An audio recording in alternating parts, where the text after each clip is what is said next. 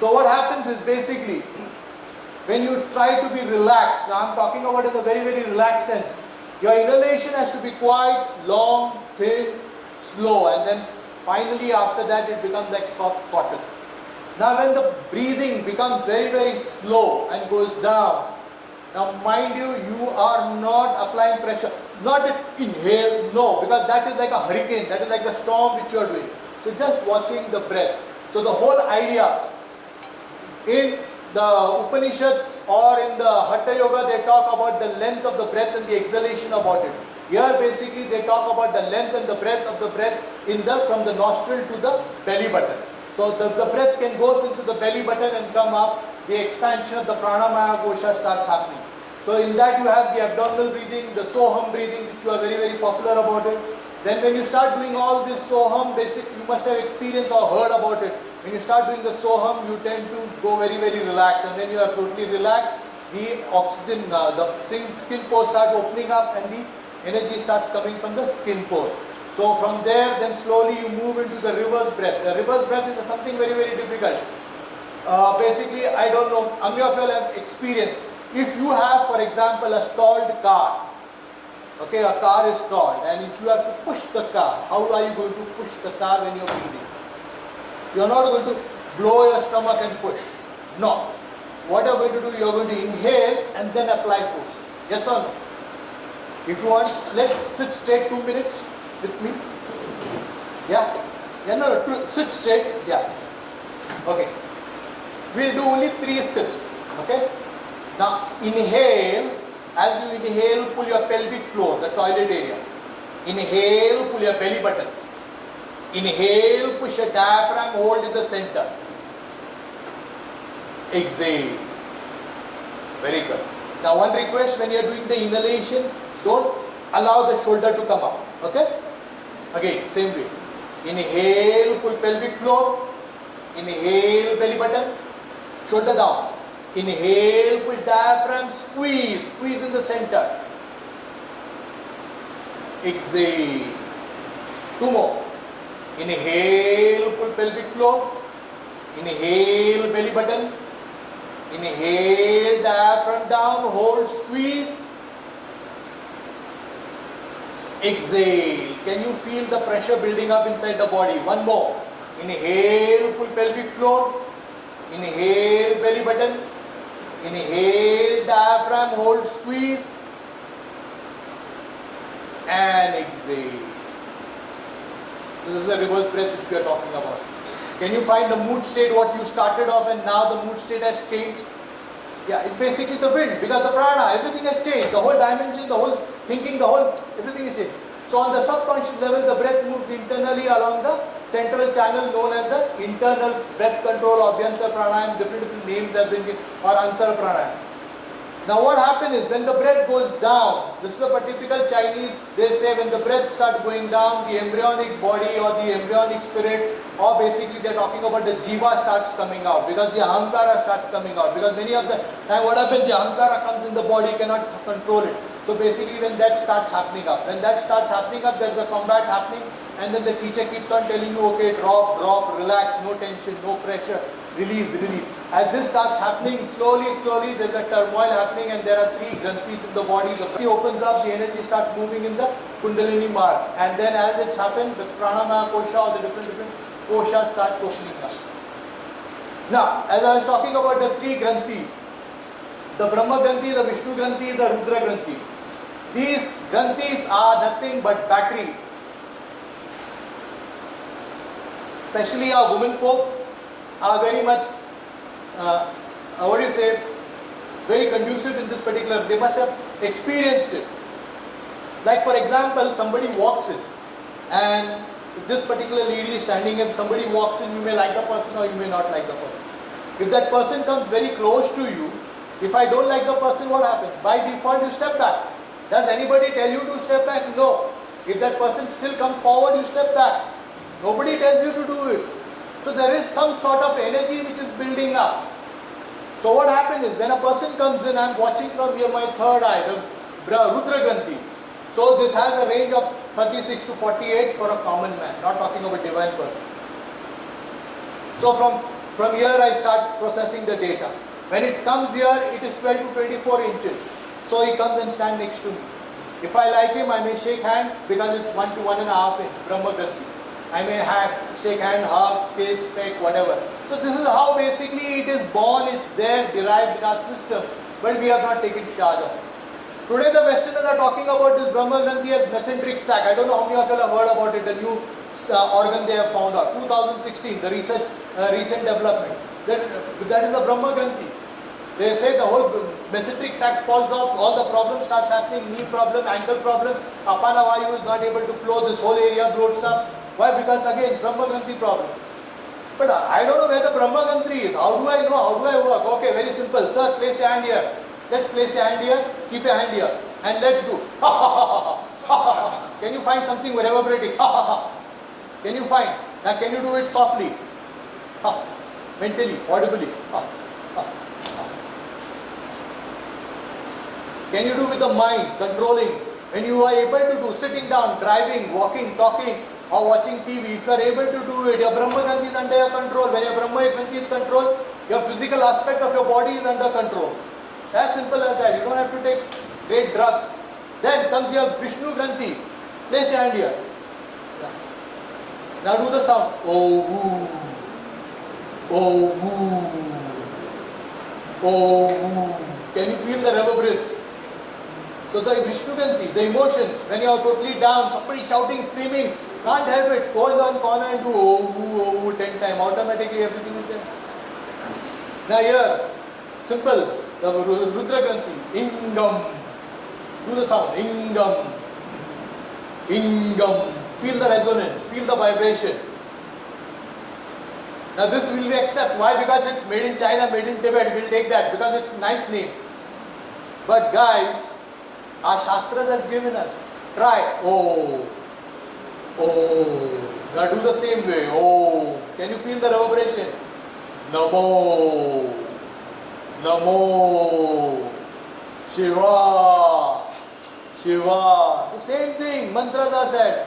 But no, our Guru has said, say Om Namah Shiva, Om Namah Shiva, Om Namah Shiva, taking bath, taking this, taking this. Come on, yeah. And then you say our text is not working, it's all crap. No, our text is very strong, very powerful. You know. Now as you are doing all this, each koshas tend to open up, and as the kosha starts opening up, the granthi starts getting spilled off, and when the granthi starts spilling off, the kundalini, which is lying at the Mooladhara chakra, start rising up through the chakra. Sir, next slide. Sorry, I'm just rushing through. Now what is chakra? What are we trying to talk about? Chakra is nothing but transformers, like the electric transformers. Now, you are buried. Heaven energy is here. That is the whole planetary transaction. The earth is here and you are in between. You are like a puppet. So the energy which is coming in constantly from the sun, the planet, it's going to damage you. So that's why the chakras are acting as the transformers. It's taking care of your energy. And also if you see very carefully, the chakras has petals. Now what are these petals? Petals are nothing but your tattva, doshas, gunas, whatever, all their particular essence of yours feeling kuha is like a kaleidoscope. You keep on turning, you see the different colors which is coming in. So that's what basically they are talking about. So there are two types of force which is there. One is the secondary force and the primary force keeps on turning and the secondary force keeps on turning. So this energy is talking about. And then we have heard about they have petals. You know what are these petals talking about? They are telling you stories how to tap into it. 4 petals. The Mooladhara chakra. If you want to master the Mooladhara chakra, you should master inhalation, hold, exhalation, hold. A time will come when you go beyond. And when you go beyond, then you watch the inhalation and the exhalation happening simultaneously. You are sitting like a security guard watching the incoming breath, outgoing breath, not moving. Like a fly sitting on your nose. They are just watching. So that is basically when you are able to do it, that is the time you say you have mastered that 4th petal of Mooladhara chakra. So the Mooladhara chakra is under your domain. Now since you are doing this, there is a pressure which is rising up. There is a cylindrical force which is happening. So the 6 petals talk about the cylindrical force. The pressure in the front, back, left side, right side, up and down. The 10 petals talks about the churning of the 10 vayus. You are able to control the 10 vayu, the samana vayu will start roaming appropriately. So you are like a lion. That's why they have given figures of animal also talking about, each one talking about it. Then as the energy goes upward to the heart chakra, it is 12 petal, talking about the 12 bhavanas, which is very much distinctly talked about in Jaina Yoga. So once you are able to do that, now here basically what happens is, you are qualified. Okay, now because as the energy is rising up and you are able to control your 12 different bhavanas of your worldly life, this is basically also the Chidi Akasha they talk about, the Agastya cave, when you start moving it. And from there you go to the 16 petal. Now when you come here, it's talking about the Indriyas, the Karmendriyas, Gyanendriyas and the Manas, that is the mind. If you are able to control all the 16 areas, now you are able to enter into the black hole. So from here to here is the black hole. Okay, and when you come up here, you go into another dimension, that is the Akashic record. You are able to build up intuition, you are able to build lot of stuff. And this is the two petal talking about in the Hirbani Garbha. Basically when you come here, you have two things, that is the Atmada and the Balada. So basically you are becoming the master of that whole thing. So these things we are talking about, and if you see very carefully, you add up 4, 6, 10, 12, 16, nothing but 50, it comes to 50, and it is nothing but the 50 akshara of the Sanskrit language. Like you have 26 alphabet of the English language, Sanskrit also has 50, so that's what it is. Next slide, sir. The last one before we go. Our masters have talked about it, like if you want to tap into the prana, it's basically the last verse in this book, Samadhipada, book 2, verse 46, Stiram Sutam Asanam, any posture, you don't have to take any particular posture, you don't have to take any Shirsasana or Bhujangasana or any simple posture, even this standing posture also is more than enough, but provided you are able to, 47, stand for infinity. So if I am able to stand like this without moving, now how many of us are able to take a particular posture and stand? Today what has happened? Next asana, next asana, next asana, next asana. Nobody is able to stand. In fact, the Chinese or the Tibetan text talks about that each posture has to be taken for 12 gatis. One gati is 20 minutes, 12 gati is 4 hours. Shankara himself talks about it when the translation of Yoga Sutra Patanjali, Vashishta in translation. You need to take a posture for minimum 3 hours 36 minutes.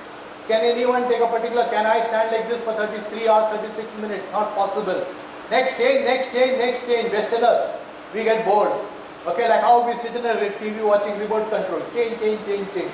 So it's very, very clearly saying. And then also is given the word Anantya. Now some have been misplaced. Anantya. What they have done is Anantya, they are saying like a big snake. Okay, why? Because Patanjali was born from the Sheshnak. And then different, I mean how, what is it? Erodation of this whole knowledge has started happening. It's a very, very simple thing they are talking about, that you need to stand endlessly. Then at 2.48, when you stand endlessly like this, after some time the body will start shaking, shivering. A simple this, if I have to stand like this, even for about 1 minute or 2 minutes, my body shakes. Why? Because we have created barriers, we have created dams. And these dams, when the energy starts hitting, it starts giving turmoil. So you should be able to stand there and experience the elastic strength which is coming in. Because for every bow and arrow, there is an elastic strength. And that arrow will be able to shoot far. So that's what they're talking about. So the arrow is basically as I'm standing there, so as I'm building the prana. So this basically the arrow which is shooting up from here is basically the prana which you're talking about. That's what they're talking about. And as I'm doing it 2.49, it should not be physical. It has to be totally internal. As I told you, you are simultaneously inhaling and exhaling. When this simultaneously inhaling and exhaling is happening, by default 250 talks about Kebala Kumbha, total purification of the nerve impulses starts happening. And then that is the time in 51 you move into the fourth stage of pranayama, which is embryonic breath, or you start doing skin pore breathing. In most of the traditional schools where we have worked, they put a plastic bag so that you don't breathe. You need to be realistic.